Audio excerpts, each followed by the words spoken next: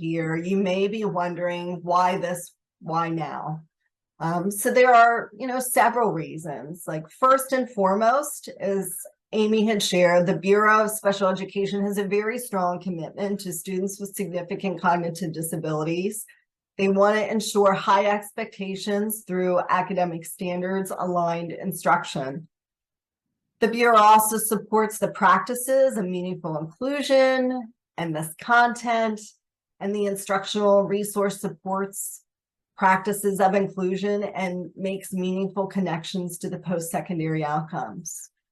So when the state selected DLM, it selected an instruction and alternate assessment system and an emphasis on system that is comprehensive. I know when you hear pass a DLM, you always think of the assessment, but our goal here today is to move us away from the foundational things that we first did upon implementation with regards to assessment and move us to a point where we're understanding and learning about the multitude of resources that support instruction. And these include, but aren't limited to, on-demand professional development that is also part of this comprehensive system.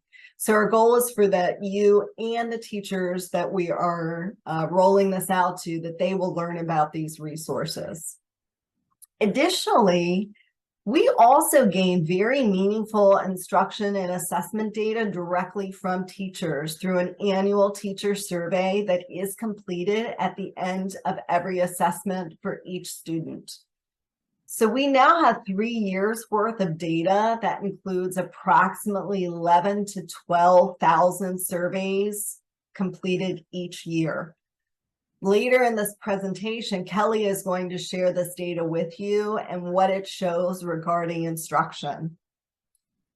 And lastly, when considering why this and why now, the state recognized the increased need for support to teachers and administrators also because of the number of new staff that we have in the field. We would be remiss if we did not acknowledge that, but that is also a purpose for this training.